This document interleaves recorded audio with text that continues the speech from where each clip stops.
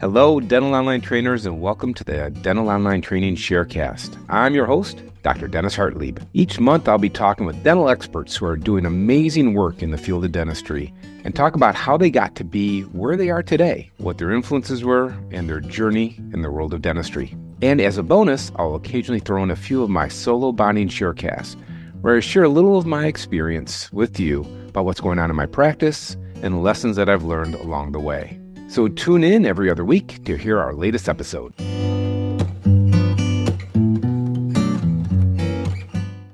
Hello, dental online trainers. I'm Dr. Dennis Hartlieb, back with another of our wonderful sharecasts. In today's episode, I'm really very excited to bring on a guest, someone who I've just known about for literally decades, but our paths have never crossed until just recently.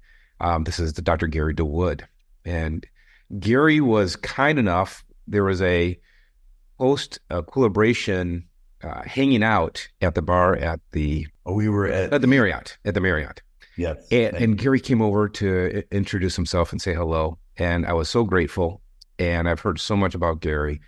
And I've been really, actually, you were one of the names I had, or several people have sent me messages on Instagram saying, hey, could you interview this person? Could you interview this person? And your name had come up more than once. And I was looking for an opportunity to reach out to you. And it was just good happenstance that you happened to come over and say hello. And here we are today. So welcome to our Sharecast, Gary. Thanks for joining us. Well, it's wonderful to be here, Dennis. Thank you for the invitation. I would say the same thing about you. You are one of those people that I've read stuff and I see stuff and I hear stuff from people. And I remember thinking, everything that I heard made me say, I think I'd like to know him better. And unfortunately, for me, nothing kind of conspired because, as you said, stuff just sort of happens in life. And I was really happy so I heard somebody talking over right next to me and said your name. And I looked over and I said, that's him. So I'm really happy that I went over and said, hey, I've been wanting to meet you for the last 25 years. Yeah, same. Sorry it took me so long. My good friend, Kathy French, who is in one of my study clubs and practices close to me, she's just raved about you for so long, and so many other people too. But Kathy's such a big fan of yours and stuff, and so many other people. So I'm so grateful that you'll hang out and share your experiences with us. So I wore a special hat for you today. So Gary grew up in a town called Toledo, Ohio. And a little geography lesson for those out there, if you're not familiar with the Great Lakes states. So Toledo, Ohio is just southeast corner of the great state of Michigan. That's our national championship Michigan Wolverine state. And so it's an hour's distance from Detroit, Michigan, so quite close. Right. And so I'm wearing a Stroh's baseball cap. Stroh's is a beer from Detroit.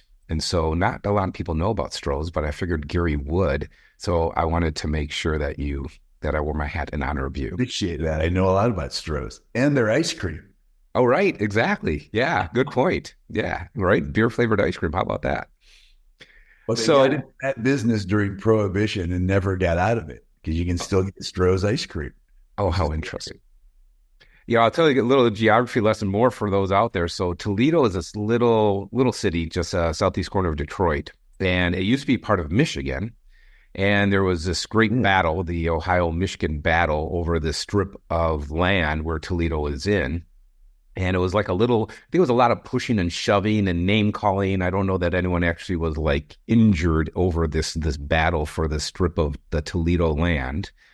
But the good news for Michigan is we got the Upper Peninsula as we seceded that strip of land over to the state of Ohio. And I learned about that. Actually, that was a kind of a point of history in Toledo. And it was actually between two territories.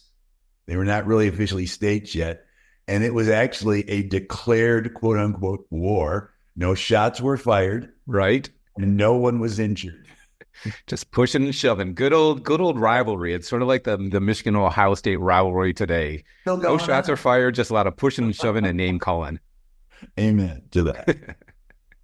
So the Toledo people are sort of honorary Michiganders because many of them are still more connected to the state of Michigan and the Detroit area, even though they live in that awful state of Ohio. And Gary, I think you're one of them because I believe that you used to travel up to Michigan for relaxation and recreation when you were a kid, right? Actually, as I grew up, my parents had us at a cottage on one of the lakes in the Irish Hills up near Brooklyn. And so I spent most summers in Michigan. When I was really young, Michigan was actually at the end of our backyard because we're right on the border there. And so I would, it didn't matter.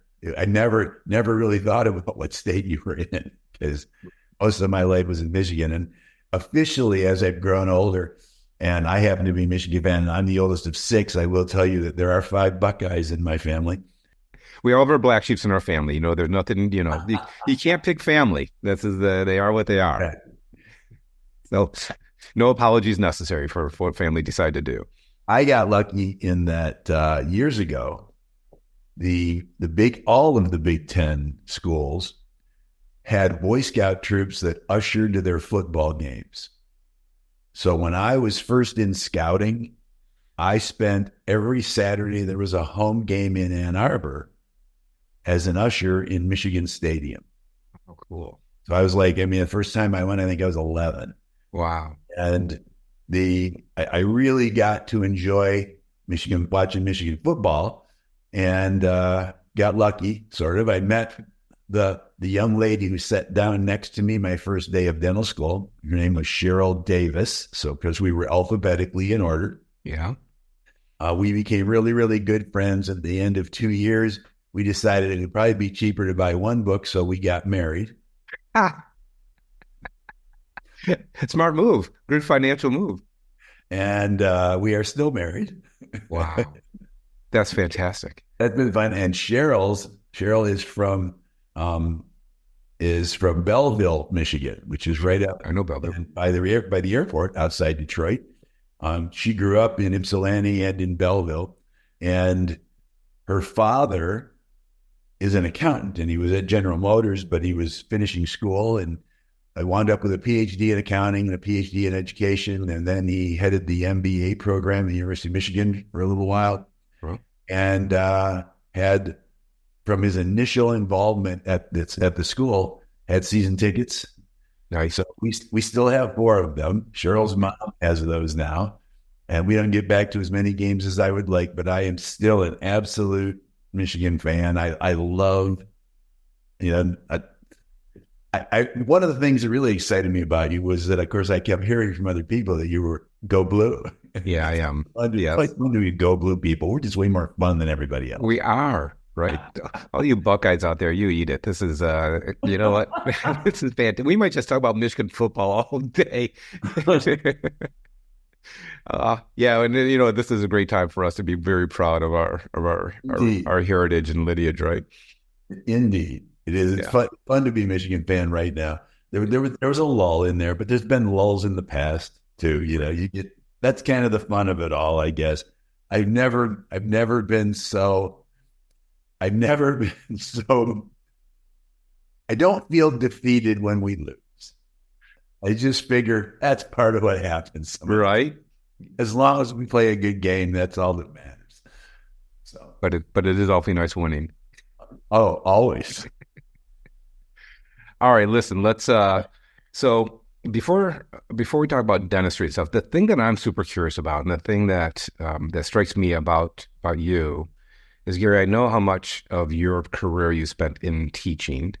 And as I understand, you have a teaching degree from Bowling Green, right? I do have degrees in education from Bowling Green State University. Now, is there education in your family background, or how is it that you were led down into that track? Or was there dentistry in your background? Or sort of walk me through getting your teaching degree at Bowling Green first, and how that was like in your family, how that was sort of happened. And then I'm curious how then you moved into dentistry.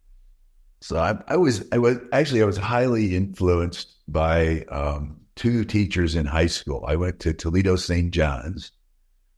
Both of them were Jesuit priests, and they were teachers. And I just remember they made what they were teaching me interested. And in hindsight, as I've learned, I realized, I was interested. And of course, that helped build the relationship. But the biology teacher and the chemistry teacher became good friends. And I remember thinking, this is something I think I could really enjoy doing. Bowling Green is a teacher college. It was officially, Ohio and Michigan both had these. Had colleges that were absolutely, that's all you went there for was education. Bowling Green was one of those when it was founded. And of course, it grew into more than that, as did the others, like Eastern Michigan was originally a teacher college. And they focused on that. And while I was there, I did go to college for a couple of years, but I went in with the intention of being a biology teacher because I really enjoyed biology a lot. Like chemistry too. I wound up actually also with a physics major. So I have biology, chemistry, and physics majors in education. So I liked all of those. It took me longer than 4 years, but I'll come back to that. I went with that intention. And again, it was because of the influence. And I found out I really did enjoy that interaction with people. And you were planning at that time, were you thinking like going high school, or were you thinking about teaching at a collegiate level, or where was your head? I was definitely aimed at teaching in a high school somewhere. Yeah. Mm-hmm. That's kind of what I had as my vision. After a year at college, let's just say that I started to be unsure why I was there. Okay. So I left. A buddy and I bought a van and built some things in the back so we could live and sleep in the back if we had to. And we went out and drove around out west and wound up gone up and down California and drove up the Elcan before it was paved all the way through Alaska, up to Alaska. No way. This was in this would have been in 70s? The 70s. Yeah. I graduated from high school in 1970, so this would have been in 1971 and 2. And I was kind of just traveling around out west and came back and just got a job at Whirlpool Corporation in Findlay, Ohio. Well, how long did you travel? How long were you on the road? Probably about 22 months. No, so 2 years you're on the road. Yeah, kind of just out stuff. And so what'd you guys do for money? How'd you afford to do this? Got jobs. So you would travel, you'd drive out to California, and then you had an aunt in California and had an uncle in Las Vegas. Actually, I made a bunch of money in Vegas because we stopped. And at that time, the original MGM Grand Hotel was being built. Okay. My dad's uncle, actually, my grandfather's youngest brother. So he's more of an uncle age for me. He was the entertainment director at the Aladdin Hotel. Okay. He worked with Danny Thomas Productions and stuff. Because I don't know if you knew this, but Amos Jacobs is from Toledo, Ohio. The name everybody knows him by or heard it by was Danny Thomas. Got out there. And he and my dad's uncle, my Uncle Mitch, had left Toledo together and were in show business. And so he worked with him actually throughout his life. So when we got there, a couple of things, we stopped to visit, and he basically said, "What are you going to do?" And I said, "Well, I'd love to find some work for a while." And he goes, "Oh, I can find you something to do." So we were gophers on the site of the original MGM Grand Hotel and made quite a bit of money. No kidding. But the most memorable part of that was that at that time, there was really no strip. Right. The Tropicana was there. Yeah. You drove past a mile of desert to drive out to the Tropicana. There was nothing on the strip. It was everything was downtown. Right. And the entertainment directors was a very small group of people. There weren't like piles of big casinos that had lots of big entertainment. And so they would get together once a month and audition shows. They'd pick a hotel and at night. So this would start like at 1 a.m. Okay. And my uncle said, if you guys are willing to do this and, once a month you can plan for this, you can come and stay and watch the shows and you can tell us what you think. We'd love to just hear from you guys. Right. People, they would bring people. And it was really fun because we loved it because they would give you anything you wanted to eat or drink. So at first, of course, we were ridiculous about that. No doubt. I know. Right. Fortunately, I realized that the next day wasn't worth it. So, for people who are not watching this, you should see how big my eyes are as you're talking about getting free food and drink when you're 20-some years old, right? I mean, this is like, is this Nirvana or what? This is what heaven's like. Right? Wow. So who did you see? Like, what shows do you remember seeing or performers do you remember seeing coming through?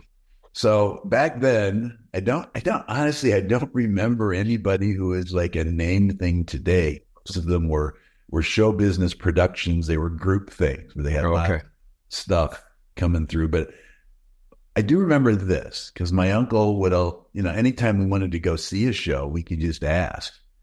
So the biggest thing that happened was I got to see Elvis several times. Wow, cool. And we usually sat in the manager's box, which is in the middle of the stage. And it was just awesome. But the biggest thing I learned was this. There was one person who I saw, who I remember even at the time thinking, there is no way I'm going to like this. Because Wayne Newton was new. Right. Young guy there. And it's like, really? It was excellent. This is what I learned. People who are good entertainers, it doesn't matter if you would never buy that record. You will enjoy the show. Interesting. And that has stood true for my whole life. I've recognized that. So the same kind of a thing. Yeah. One of the things I just said this actually day before yesterday, somebody asked me, I'm teaching down at the Pankey Institute. Somebody in the group said, you have a lot of energy and interactions with people. How do you do that? And they said, I love it. I mean, for me, I honestly believe that dentistry is performance art. Yeah. Right. No doubt. I want to be like going to the theater. If people go to the theater, you want them to leave with some kind of an experience that allows them to have some thoughts about something. Mm-hmm. That's what I want to do. And I learned that if you could be good at that part of it, that's the difference between being a surgeon. Yeah. Right. And I'm going to say a restorative dentist, because we generally work with people who are alive, conscious. Yep. And I hope at least enjoying being present, if they wouldn't say they enjoy the experience. But so many of them say they enjoy the experience. If somebody says to me, God, I hate going to the dentist, love coming to see you. Okay, I'm good with that. Yeah, right. Mm-hmm. Absolutely. So anyway, that's what I learned mostly from that was that. And the most memorable ones, I went to some kind of the last generation entertainers that I really, really enjoyed. That was near the end of the Rat Pack stuff, but they were all still there. So I saw all those people live. And Sammy Davis Jr. and yes. And all of them, they were just really, really, really good. And then one of the other most memorable ones that lots of times at my uncle's house, lots of those people would come over for dinner. Oh, how cool. Before, just they come in their jeans. Right. Show up at the house. I mean, it was kind of what you said at the beginning when we were talking a little bit just about, people are people. Yeah. And sometimes it can be really good. You have to learn that because you get a vision of somebody being different or special because of how you've experienced and what you've experienced with them. And so some of the time it's so much fun to be able to have that other side of that. Right. Whereas, this is my cousin's, would be my dad's cousin, but my cousin's godfather who's walking in, right? It just happens to be Dean Martin. Right. Who I saw on TV. Yeah. Yeah. That kind of stuff. So, for our young listeners, you might want to pull out Wikipedia and or Google Wayne Newton, Sammy Davis Jr., yes. Dean Martin, or you can call your parents or your grandparents and they can give you a little background story on some of these very influential performers that really shaped our country in so many ways back in the day, and you got to be there. I'm so envious because my path was so linear, and currently, so I do some sailing, and I've been just doing a deep dive into these guys who do these solo sails, and they'll solo sail across the Atlantic, and they'll solo sail across the Med. And they have, now with the YouTube and stuff, and I'm just like, I'm enjoying just sort of imagining sort of having that freedom and just going about. And so when I hear sort of this vagabond story where you retrofitted a van and you're going across the country, destination unknown, for time unknown, super liberating. And so getting back to it, so you're at school for a year. It's while you had this intention and stuff like that, you weren't, it wasn't, and I think the 70s were sort of part of that generation too, where there was a whole lot of going on, right? You got Vietnam that cycled out, and there's a lot of distrust of authority. There's a lot of distrust of normalcy. And so, like, I'm just so curious, like, well, where your head was, what you were thinking as you're going about this journey across the country for a couple of years. Do you remember? Well, I guess what I kept thinking was I was uninterested in kind of the things at school. And because I lost sight of sort of when I picked being a biology teacher, it's just because it made sense. And then once I got there and started doing stuff, it wasn't that I started to second guess it. It was just that, is that what I really want to do? Yeah. Not to say, I know I would like it. I know I would enjoy that. But a guy that I met in my dorm, and so we shared a room in the second semester. We were on quarters in the second quarter, and he needed to get away. And I said that would be awesome. And because I had never been, I'd never been west of Chicago. Right. Ever. Yeah. And so that was what drew me. Yeah. So he said, well, we could do this, this, and this. And, back then, you really could work and save enough money to go to college. Yeah. So I was doing that because I'm the oldest of six. My parents didn't have money to give me to go to school. Sure. So you really could do it. You could work in the summer and save enough, have a job during school, it'd be a full-time job, weekends, some evenings, and you can make enough money to live and do okay. And so we already had that sort of belief that you could make enough money to be okay wherever you went because you're going to find jobs to do. And I think that was a big part of it. It was just like, well, my parents were a little bit upset. And I don't mean, I think I think they were hurt in a lot of ways. No one on my mother's side of the family or my father's side of the family had ever graduated from college. And one of my mom's goals, which is a whole nother story, but my mother's one of the smartest people I've ever met in my life. And when she finished high school, she wanted to go to college so bad because she loved learning. She still loves. She's 90 years old. And I go visit and she picks up a book. Have you read this? Oh, great. That's awesome. I said, no, you need to read this. Oh, I wonder that kind of stuff. So cool. So as I get older now, and now when she does that to me, I say, so what are you learning? Yeah. Yeah. So anyway, let's just say she didn't have that. And she finally did get a college degree. She was 74 when she got her college degree. How cool. And so she was kind of almost, I hate to say devastated. And she was just like, I'm just afraid you'll never go back. Sure. And I said, at the time I'm young, right. I was 17 when I graduated from high school. So I turned 18 actually when I was still there. And my birthday is at the end of September. So I turned 18 when I was already in college. And so it wasn't like I was grown up at all. Right. Knowing what I know now. But I wasn't even officially a grown up because back then we were 21 anyway for everything. Mm-hmm. But at 18, they did at least cut you enough slack to say, in Ohio, you could buy 3-2 beer. So you're grown up enough for that. And you feel like a grown up. Sure do. Sort of the age when you're a grown up. You're supposed to be that. And I remember I said to my mom, I'll go back. And in hindsight, what I keep thinking is knowing what you know now, and you look back at how she must have felt is she knew that the odds were that I probably would. Yeah. For me, that was non-existent. I was going to do whatever. And I'm really happy I did it. I learned a lot of incredible stuff about myself and about the world. Mm-hmm. And I will never forget pulling up to the south rim of the Grand Canyon.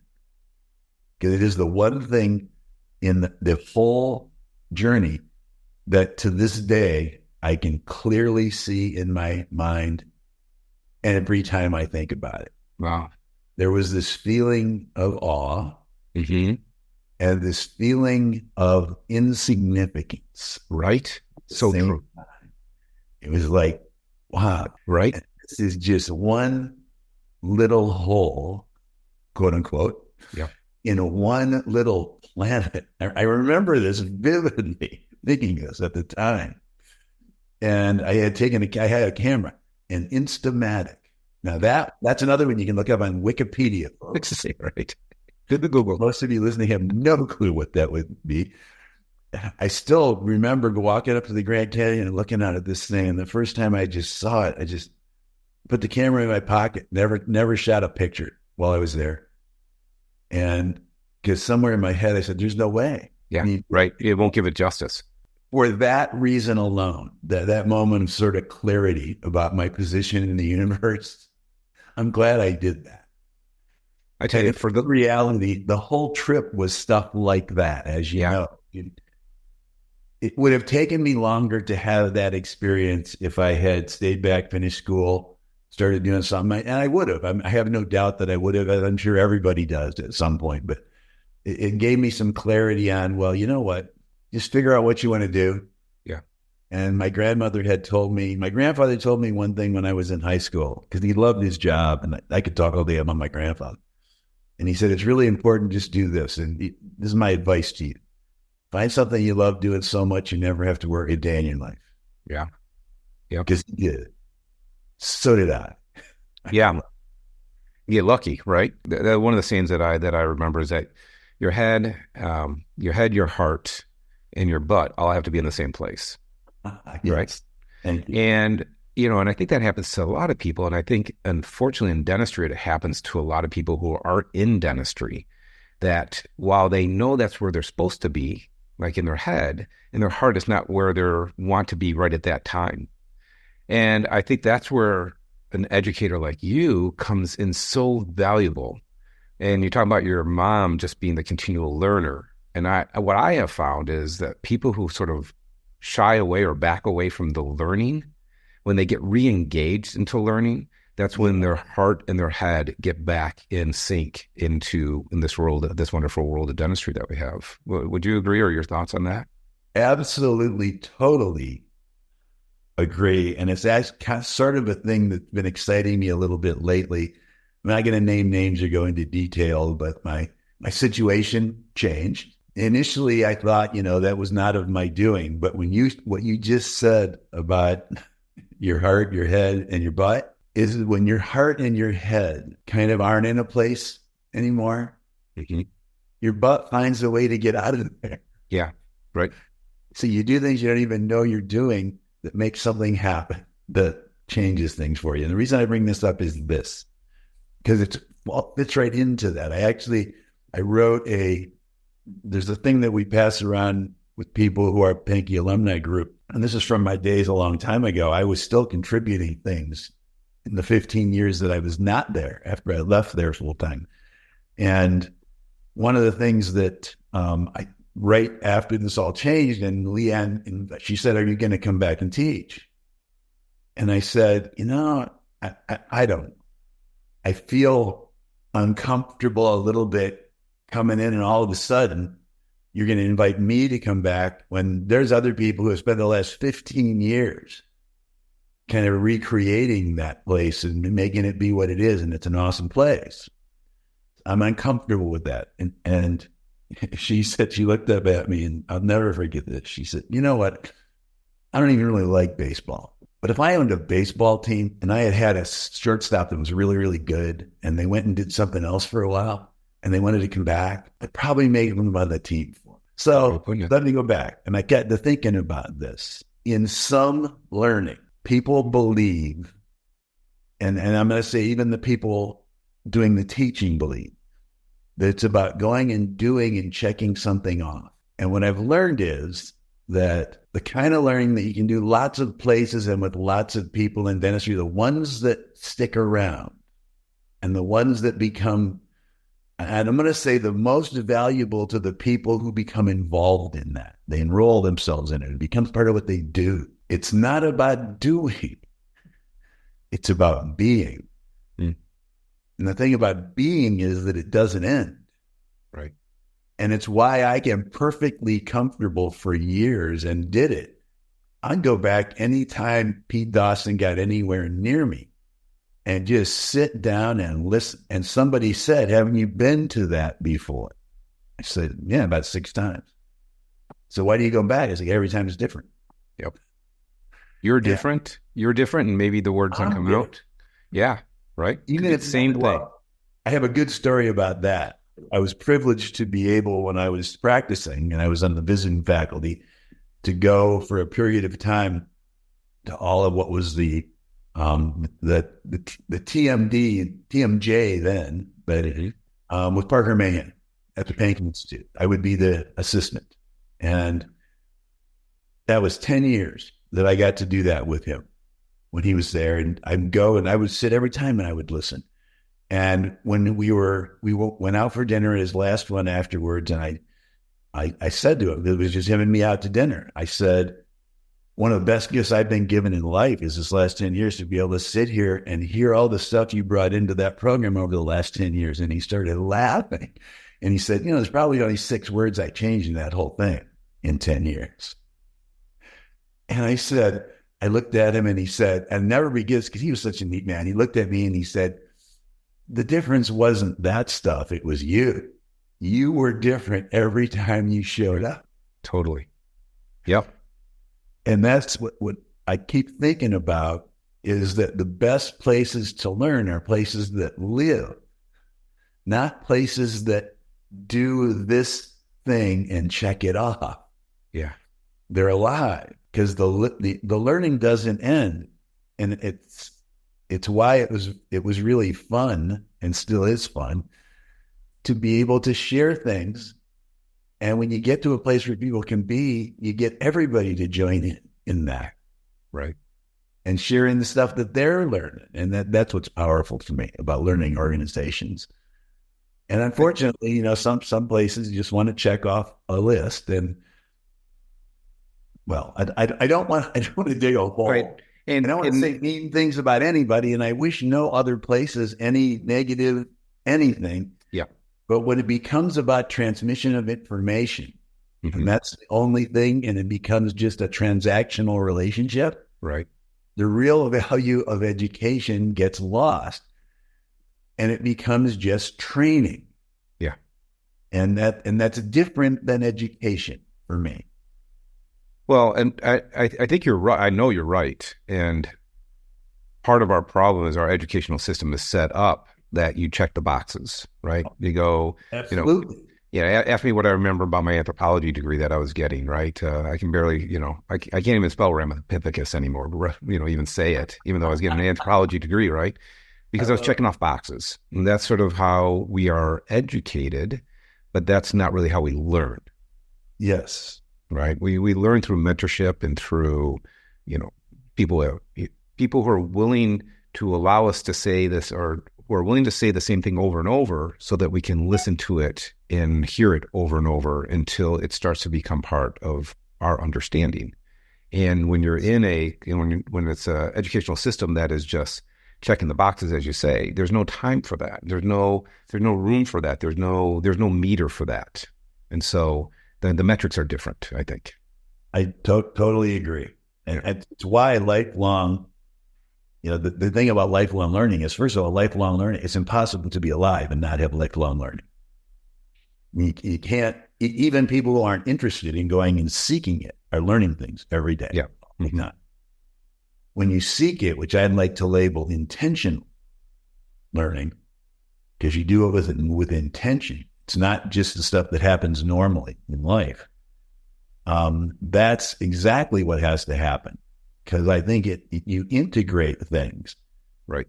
One of the things I love to say to people is, if I get a chance, if you want me to come and do something, what you guys want to talk about? Yep. And I'll say, because it's okay with me if you're looking for infotainment. Mm-hmm. I can do that, Yeah.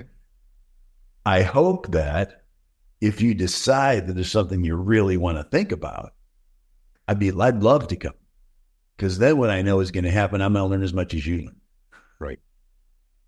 I don't mind being infotainment. I have a fun time with that.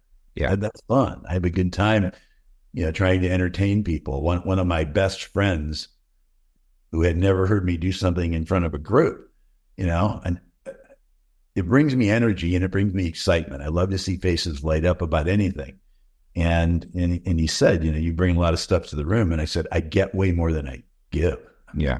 It's amazing when you're with a group of people who are with you, and then it's really fun to hear them. That's my favorite kinds of things to do. Totally agree.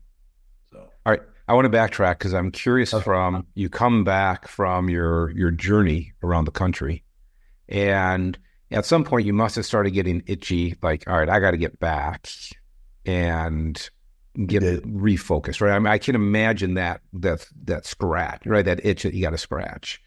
Do you remember how long you were in your journey when you're like, okay, this has been great, but I got to get back to reality? I worked at Whirlpool, saved some money, and I had another, pivotal experience with a man who was there, and I spent one of the summers, I bid on a job because I was a younger guy, but I bid on this job that nobody bid on. It was a porcelain application operator. So you had to put on a suit, plug in an air hose and this head thing, and you go into a booth. This is before robots. And I was spraying porcelain on dishwasher tubs. So I have a squirt gun, like a paint gun is what it was. It was just like a paint gun. You paint this stuff on. There's a guy next to me who was putting on the stippling. The stippling is the little bits of color that are mixed in. They're little dots. I don't know if you ever looked at a porcelain surface. Yeah, sure. Okay. The reason you stipple it is so that imperfections in the glass when it gets baked aren't as obvious. Oh, okay. See any little ripples or any stuff in the glass. So he was stippling, and he had been in play for a long time. He was probably, oh God, he had to be like 55 years old. And we did this for 8 hours. You can imagine. So I'm plugging into this thing. I mean, this is before there were earphone things. Right, sure. There's nothing. Right. 8 hours. Well, you can get a break. You got a break before lunch. You had a half an hour lunch, and then you had another 15-minute break. If you didn't smoke, you wanted to, because that was a reason to go do something else. Then make sure you get your break. What I did do, by the way, for that whole summer was I was a big Beatles fan. I got so that I could go through and sing all of the songs on every Beatle album, starting with the first one, going all the way through to the last one that had been published. And I could do it forward or backward. You could start me anywhere in the middle. Using your time wisely, I can tell. Had to have something going on in my head. It'd be crazy. Anyway, so this guy hated his job. Yeah. We'd get there, we'd put stuff on. He would just be bitching about it all the whole time. This place sucks, da-da-da-da. And I looked at him and I said, Paul, if you hate it that much, why don't you just quit and go do something else? And he totally went off. And I mean, literally said, oh, yeah, Mr. College boy, you're never going back. Just wait and see. Da-da-da. All this stuff went on. And I said, listen, I mean this sincerely. Let's both walk up front and give our notice, because I don't hate it. But I also realize I think the reason I don't hate it is because, I'm going to go back to school. And you're right. Maybe now's the time. So at the lunch break, the line stops at the lunch break because there's nobody to spray the stuff on that ain't happening. Right. So we walk up to the front, and it was kind of a place I knew pretty much everybody. It was a pretty big plant, but the people up front who ran the place were actually people who got out and talked to everybody. I mean, we knew the director of HR. He was a neat guy. I liked him. And I walk into the office and I'm talking to, I think Betty was the lady who was there at the time. And he's right here. Let me grab him for you. And I turn around and he's gone. Paul's gone. I got your back. So I gave my notice, and he tried to talk me out of it. He said, look, because here's what happened. They had offered me a scholarship to college. Okay. I would go and I could go to school. I would be paid as part of my job to go to school and then also to come and work in the plant. Sure. But I had to major in business and or management, quote unquote. There were two different things at that point, I think. Yep. And I remember looking at him and I said, I'm on. But you guys would, that's awesome. This is the kind of place I think I would love to work. Yeah. But I really love science. And I don't know if I want to do this kind of stuff for the rest of my life where I'm doing this. And so I declined. And I gave him my 2 weeks notice and I went back to school. By the way, when I graduated from dental school, I went back and I found Paul, and he had literally just retired. I went to his retirement party because he was finally done. Been there long enough that he could quit. That's what he'd been working for. Right. Yeah, and he was dead in 6 months. Yeah. He died of a heart attack. Same old story. Isn't it amazing? Same old story. The thing that he hated so much was the only reason he was keeping himself alive. And I know he did. That's not really what he was thinking ever. That's what the reality is. Right. And there's some really good, as you know, there's some really good research out there around that. That's what happens to people. Mm-hmm. And it's why my grandfather's advice was so wise. Yeah. Right. So anyway, I did that. So I went back to school. My younger brother had caught me by then. The reason I also got a chemistry major with my biology major is because he was a chemistry major. And both of us did really, really well in organic chemistry. Mm-hmm. Love organic chemistry. It's very visual. Mm-hmm.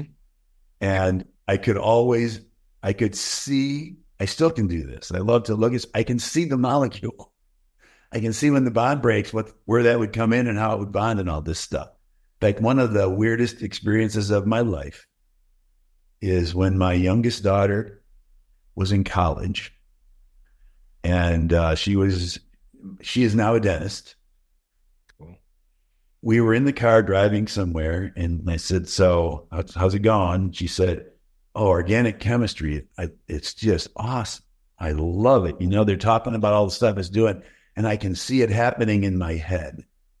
I never had told her any of this stuff. It was awesome. By the way, analytical chemistry, I'm terrible because it's arithmetic. Right. I'm awful at that stuff. But anything I can see in my head. My brother had caught me. He also he loved it as well. That, by the way, is still his. He owns several chemical companies. They make stuff. They do foundry releasing agents. Cool. He had caught me. And so we worked together in a lab and got interested. And the reason I even took the DAT is that my younger brother thought he wanted to be a dentist.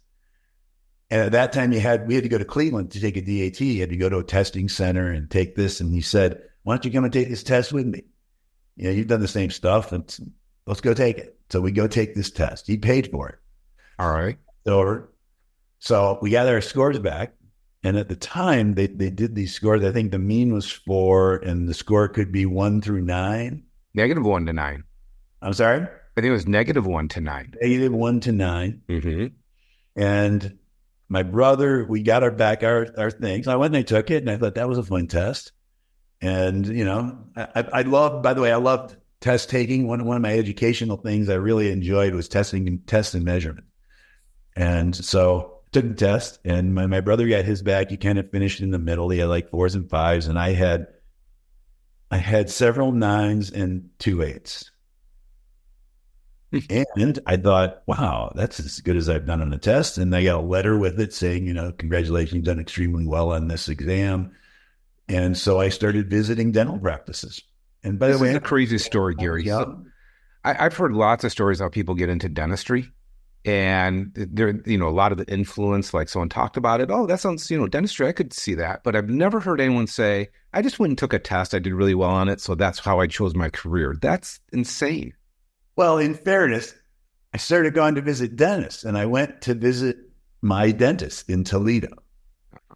And he was a really nice man. He had been a friend of my parents. And so I asked him, I called the office and said, "Can I come?" And when he got me into the office, of course, I haven't seen the other stuff in the office. This guy did all of his own waxing. He made all of his own dentures. He did all of this stuff. And I remember watching him doing this stuff, and I've always loved doing stuff with my hands. Yeah. I just started to see that it wasn't just standing out there with those people. It was all this other stuff. It was cool. And I really liked that and enjoyed it. And he had me go and watch. He said, "Well, I'm going to have you go over and talk to Dr. So-and-so. I didn't remember the guy's name, but he was an oral surgeon. I almost fainted, by the way. I got to go in and put on a gown and stuff. And tooth comes out and there's lots of blood for this one. And I remember it was like, I got all a little bit dizzy and he looked over at me and he asked, I do remember his assistant's name because he said, Marlene, why don't you give Gary a chair? I know. By the way, it doesn't bother me at all now. But Yeah. But first anyway, that's sort of how I kind of thought this could be really something I would enjoy. Huh. And as I said, then, it turned out to be. So, Yeah. but it's honestly the impetus for me to learn more about it because it fits. It's biology. It's chemistry. I mean, it's physics, which I didn't even think about initially. Mm-hmm. Later, lots of stuff came in. That's physics. That's cool. I like Being that. able to see how things work in your head. I mean, that's such a big, vital part of what we do, right? Yes, sir. Exactly. Yeah. That's so cool. So that's how I wound up at dental school. So funny. And you end up going to Case Western, right, for dental school? I did. You did your 4 years there. And then, and by the way, so I was at Michigan and I graduated in 88. And then we had people that transferred over. And it was around that time the dean of the dental school had been arrested for some big insurance fraud stuff going on. Do you remember that? So is that your dean? That's him. Tom Demarco. That's it. Yeah. Oh yeah. I was I got active in the student government at the dental school when I got there. Mm-hmm. And so I was never a class officer. I was our class representative in my first year to the dental school government body. And then what you would have is the president and the vice president of the class, and then two other representatives. So I said, I just want to be a representative to that one. So I did that. And so in my third and fourth year, I was the president of the student body. My second one as a sophomore as the VP of the whole student government. Okay. And I got to do it. And the reason that was really useful is that at Case, 100% of the activity fees that were part of your tuition, they gave to the student government of that school. All right. So in 1977, I really would have, 77, 78, I would have been the VP. So the next year, 78, 79, 79, 80. I had a budget of about $85,000 to do stuff with at the dental school. Holy cow. And to travel with the dean as a representative of the dental school. Okay. So in my third year, I traveled all over places with Tom Demarco. Learned a lot from Tom Demarco. I bet you did. And it was one of those deals where, in hindsight, here's what I think. I appreciated him. I enjoyed being with him. How do you say this? I learned that when you begin to make any sort of moral compromises, that in your brain somewhere they are, other compromises don't seem as compromising. How do I say that? He started having affairs and stuff, and it was obvious. I mean, he thought nobody knew. Right. Everybody knew. Yeah. And it was not long after that, because it got ugly at home, I guess, that he got into this business deal where they were kind of faking a leasing company. So these cars sort of didn't exist. They had fake titles and stuff, and then they would get wrecked or destroyed. Right. And they were collecting insurance money. Yeah. And I remember somebody asked me, said, because he wasn't running that company. But he had, it was a bunch of his money in there. Yeah. There's only I think 3 principals in the whole thing. And somebody asked me, and I said it honestly, and it wasn't to slam Dr. Demarco or Tom. It wasn't to slam him. They said, do you think he didn't know? And I said, he's way smarter than that. He knew.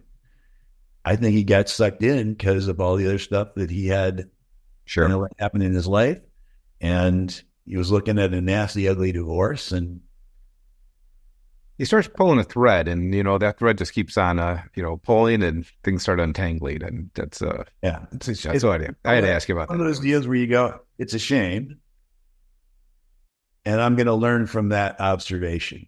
Yeah, right. Yeah, and to this day, I mean, that's the one thing that, and I struggle with still is, never underestimate the power of one indiscretion.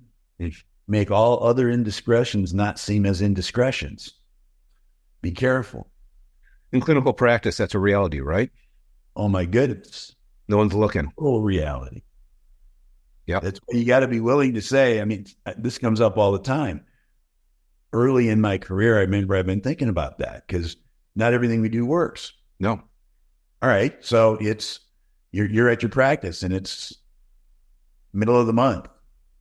Mid-month payrolls due. Somebody comes in and there's a full coverage restoration that I put in not that long ago. These are the first bite wings because, I immediately said when I ain't taking an x-ray on every person I put a crown in on. Yeah, I'd say the same. To see if it's seated. How silly. Why do I want to zap them that much? Yep. Because if I do all their stuff right, it'll fit. So it comes in, you look at that first bite wing you've taken and you go, crap. Open margin. And I remembered everything I had done for people in that chair. And you look at it and you go, yeah, that's fun. If it doesn't fit, what are you going to do? And I said, somebody asked me, because actually I created it was a thing about values. And then it was a morality questionnaire. Mm. And I started it out, the exercise, by saying to a group of people, would you kill somebody? Of course, everybody says no. No. Right away. And I said, you have any kids? Yeah. Okay. So pick somebody who has a kid. They raise their hand and I said, so what's your oldest child's name? You take the name. And I say, we are somewhere and there is a locked gate. You can't come through the gate, but it's pretty open. I am about 10 feet inside that gate and I have Tommy against a wall with my hands on his throat. He's starting to turn blue and he's not kicking as much. You have a 44 Magnum. Would you kill somebody? Right. Without hesitation. Is that right. fair? Yeah. And I said, can you see that all decisions create an instant of morality that is variable? Yes, it is. And the danger in what we do and what I do is when I look at that tooth in there and I think, well, it's not sensitive. And payrolls due this week. And tuition for the kids is due. And you don't want to admit it to the patient. You don't want the patient to lose trust in you. Yes. Right. Do you let it go? And I remember I said, I came to a realization because that's a real life situation for me. And I turned to my patient and I said, this crown is open toward the back. And then I had to find a way to do something. And then I will tell you that the other part of everything that was going on then allowed me to say this, that I didn't say I was just going to do it over. I said, what I'd really like to do is I'd like to remove that, put a provisional in there, allow it some time to see how things react around there. And then we can go back and finish it later. Because I was really worried about paying the lab bill. Yeah. Right. And I said, here's what happens. If you're willing to set some parameters, just set them, own them. And you'll figure out a way to make that be okay. Yeah. It'll work. Patient was totally fine and happy with it and actually said, well, it doesn't bother me. Do you really have to do it? So, yeah. I said, at this point, honestly, you're letting me do it for me because it's not right. Right. There is a small chance that you could live for the next 50 years and nothing bad would happen to that tooth. Totally. Yep. I'm just not comfortable with that. Yep. And it works in all the areas of your life. And that's what I recognize. That's the lesson I learned from Dr. Demarco. Don't be careful what you say is okay if it goes against your real values. Yeah. When you graduate, so you and Cheryl got married in dental school. Did you guys have kids? We got married and graduated in 1980. Did you have children when you guys were in school? No. Okay. So you guys you graduated. I know Cheryl later goes on and gets an ortho degree from Tennessee, but you started practice together as restorative general dentists for 20 Toledo, where she went back. In Toledo, or where were you guys practicing? Pemberville, Ohio. Okay. So it's a very small community, 800 homes, 1,200 people out in the country. We were about 50 miles outside it. Well, that's 46 miles outside Toledo. Did you guys buy an established practice, or did you just start a practice from scratch, or how did you guys do that? It had 36 patients. So an established practice. It was established practice. There was a guy in Bowling Green, Ohio, which was 9 miles away. Uh-huh. He thought he wanted to have a satellite office. So he put this little office in Pemberville. It was 3 operatories. It's in the middle of a building in downtown Pemberville. Downtown Pemberville is a block and a half with buildings. And the building was built in 1868. Mm-hmm. And so it was 19 feet wide and about 90 feet deep. Yeah. And he put in 3 ops. And he started going out. He was going out he tried to go 1 day a week, and then he didn't enjoy doing that much. And so then he would go out occasionally. And so it was pretty new equipment. It had only probably been there a year or less. And then it was just like he didn't want to do it. And so Mere Dental, which was a dental supply company. Yeah. From Detroit, actually from out by the airport. But being in Toledo, had an office in Toledo, so they were a supply company. And I had gotten acquainted with them because Cheryl and I were both working at a place in Findlay, Ohio. We just had gotten a job. And I started, every time Jack from Mere Dental came to do anything, I watched what he was doing. He loved to teach as well. Mm. And so because I wanted to learn about the equipment and the stuff. And I was just interested in it. How are you going to fix that? Was what I wanted to know.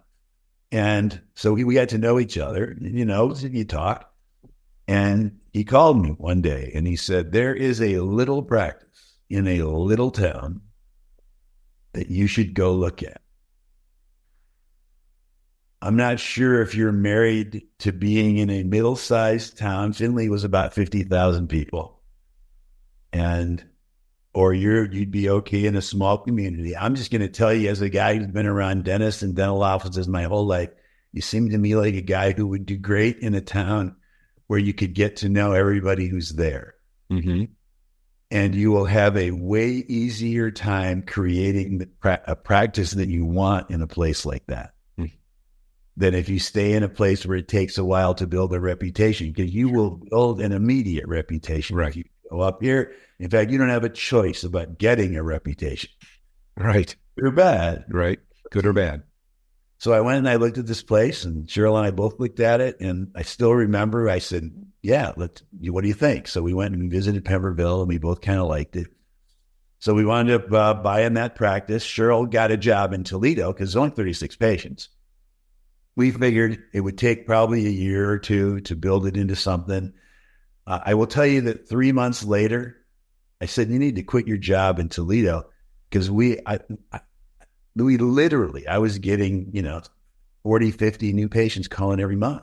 Wow. That's fantastic. How cool is that? It was amazing. And he was right. He just said these people are looking for somebody all around here. Because even though it's in the country, there's a farmhouse every half mile. Right. But it was small farms. So there's lots of people out there in the country, that part of Ohio. And so Cheryl came back and we got busy, and that was in 1985. And then in 1989, because we were in there for 4 years, and we used to do a split day. One of the things that I committed to was that as much as possible,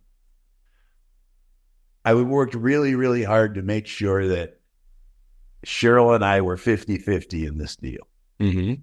And that meant I had to be 50-50 in the marriage and the kids and all that stuff. So we worked out a schedule where one of us was home all the time. We do half the days, and we'd split the day. Mm-hmm.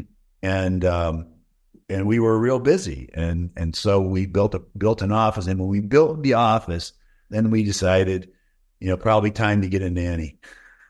Mm-hmm. So we can be there at the same time, because that'll be more fun. And that's what we wound up doing. We built a building in 1988, 89, and stayed there until 2000. I left in 2003. Cheryl had been gone for about a year and a half.